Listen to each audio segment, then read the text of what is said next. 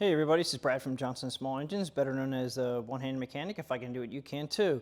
Today we are working on a Raven 6500E slash 5500 running watts. It's a 6500E generator, and it is a pretty decent generator. It's your basic portable generator. It's gasoline powered.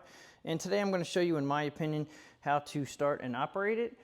It has the wheels, which makes it nice and easy to roll, which is nice. The gas tank size is approximately 6 gallons, but I would definitely recommend leaving it full of gas and also putting fuel stabilizer in the gas. Don't over stabilize it. Keeping a full tank of gas will also help with moisture in the gas tank, so that's one thing to keep in mind. I'm also going to show you a couple tips on storing it. But as far as the front of this goes, we have a couple different things here going on. You have your on and off and start button. This is electric start, and the battery is down here. Okay, you want to make sure that you charge your batteries about every 45 to 60 days. This generator does not charge the battery as it runs, so these batteries, as you can see, they're very small, and they will discharge through time. Generally, on a rule of thumb, you get about 2 or 3 years out of these batteries, and if you don't charge them, they may not even hold up that long. But definitely give them a charge about 45, 60 days, you should be good to go. Also use a 12-volt meter to make sure you have voltage. It's not going to give you the amps, but at least it'll give you how many volts in there, and you should have over 12 point something volts when you go to crank it over. The on and off switch, I don't like the rubber cover here because the on and off switch is very small and it's inside there. So you have 3 positions on this. You have off all the way down, which you kind of almost have to push it with your fingernail if you have them. In the middle is on, and you have to make sure that it is on so you can pull the pull rope to start it. If it's in the off position, then it's not going to run because it's an on and off switch inside here. And then also up top here is your start, which will crank it when you push it like that. Okay, and now it's reset back to on at the moment. But remember, when you're done with the machine, push it down into the off position, just in case there's any draw from the battery. You don't want to actually kill the battery. Your outlets are here. You have a 120 volt, 20 amp outlet, which has 2 regular outlets on it. Again, you have the same thing here. These are actually reset buttons for just in case you overload the circuit. These should pop out, at least they're supposed to pop out, and then you reset them. So if you ever come to an outlet and you wonder why it's not powering up, the first thing you do is you push in these reset buttons, and these are all in. Okay, so these 2 are 120, 20 amps. This one here is a 120/240 volt 30 amp plug. This is what most people will plug into their home outlets, and this has a special plug, so you need to use a special plug for this. All right, again, it has 2 breakers for this one here. This is a DC 12 volt 8.3 amp outlet here. You can either use that for DC. It looks like you can use a plug-in, like a cigarette lighter plug-in to that, and get your output there. You have your ground here that goes to a ground pipe that's in the ground. If you're going to ground this, technically this is a ground that you're supposed to, I think, put a copper wire to a rod into the ground, so you ground the machine out.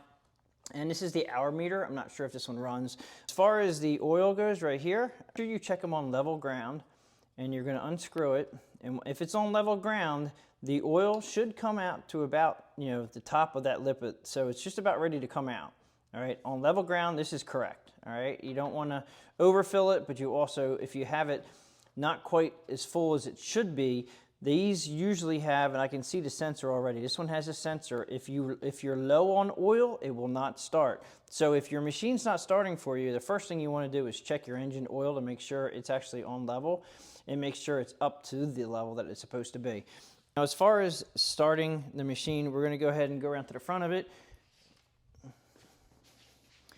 And we have the carburetor and the pull cord assembly. Well, this is the air cleaner, and then the carburetor is behind it. Okay, you have a fuel shutoff valve here, and it does show you right here.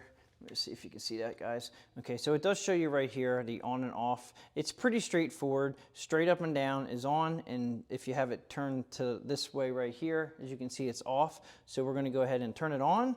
And then this is a little confusing. It just says, it doesn't say anything. In fact, if you didn't know that was a choke sign, what would that be to you? So that's the choke sign. And then down here, we have the choke lever. It's just a little lever that goes left and right. Okay, when it's off, it's all the way pushed towards the fuel on and off. So when it's all the way towards the fuel on and off, shut off, then you know it's off. I put a little note right here. It just says choke on in the arrow. Okay, so that means that when a choke is on, it's like this. All right, so we're gonna go ahead and leave choke on. We're gonna go ahead and start it up. Now what I'm gonna do is, we have a pull cord and we also have electric start around the corner where the on and off button was. So I'm gonna go ahead and give it a pull. Now, over here, where the on and off button is, it's very important right now that we do not have this button all the way down, which it is. We have to have it in the middle position if you're gonna start it with the pull cord, okay? Now we should be able to start this up. As soon as it starts up, I'm gonna take the choke off.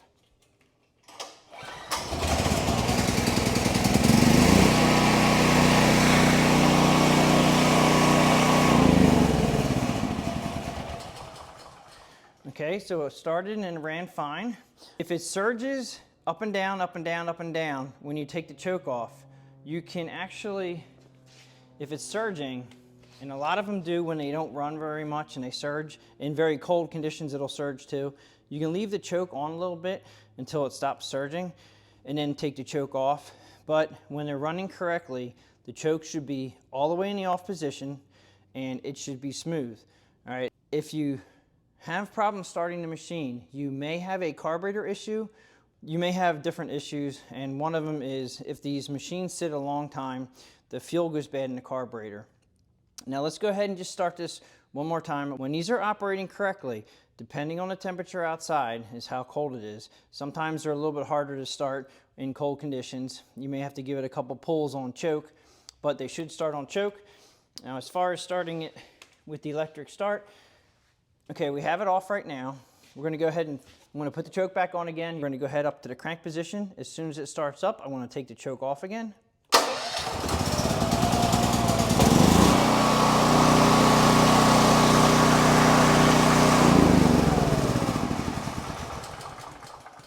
Okay, so that pretty much is it for how to start and operate it. Now, as far as if you're going to go ahead and store this, I would definitely highly recommend. Now, if I can get down here with the video camera here and maybe zoom in on this, we have the carburetor, which is, this is the air cleaner box right here. This is where the choke is, okay? So this is your air cleaner box here, and down here is your carburetor. Now, this bolt right here, that is designed for anybody to be able to just take all the fuel out of the carburetor. And that is when you store the machines, what happens is, this is a bowl right here that actually collects fuel. And a lot of times, if you can't get the fuel out of the bowl, it will actually go bad. The gas goes bad in small quantities very quickly.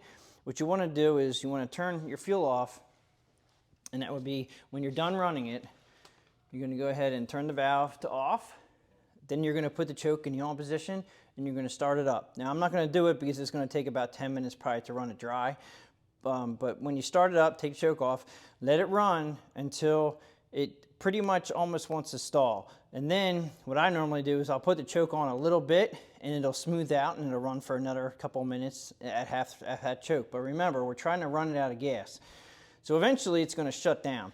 Now once it shuts down, we're going to come around to the carburetor bowl itself. Okay, and we're going to take this bolt out. This bolt is a 10mm wrench or socket, and you're just going to unscrew that. Now obviously you're going to have fuel going all over the place, so if your skin is sensitive to fuel, make sure you're wearing gloves. Also, you can put a rag under here, and you want to drain everything from the fuel line where the on and off switch is up there all the way down through the carburetor and out into either a container or a rag. You want to make sure you store this completely dry. And I'm not saying the fuel in the fuel in the gas tank, as long as you have 3/4 tank of fuel, or at least over half, it should last a long time. All right, you just want to make sure you are draining out every little bit out of the carburetor bowl, because that's what goes bad quicker. You just want to make sure your tank is at least half full or 3/4 full when you're storing it, because the gas will stay fresher in large quantities a lot longer. As long as we have all the fuel out of that carburetor down there, then we're good to go. And you can store it for a long period of time. Make sure that that fuel valve is off. And then when you do restart the machine and you want to run it again, you're going to turn the fuel valve on. And then what I would recommend doing is just kind of bumping the machine up and down a little bit, because I have had a lot of instances where the float inside the carburetor will stick down. And when the carburetor is dry, that's what happens. It actually, the float will go all the way down and inside the carburetor. And then when you turn on the fuel to run it, it'll actually stay stuck down. And it's just because a little bit of fuel or something didn't evaporate in there or whatever, and it got stuck down by a little bit of goo. So if you jolt the machine just a couple times, that usually takes care of that, or tap it with a little wrench on the side of the carburetor bowl. So that pretty much is it as far as starting and operating the machine, and also a couple pointers about storing it. Like I said about the battery down here, you definitely want to charge it at least every 45 to 60 days. I wouldn't go too much longer than that. Get yourself a trickle charger. A lot of these actually had ports where they had a charger that you could put them in there, but this one actually does not. So if you have any comments or questions, please leave them below. If you like this video, please give it a thumbs up. Subscribe, share my channel with your friends, and I'll catch you guys on the next one.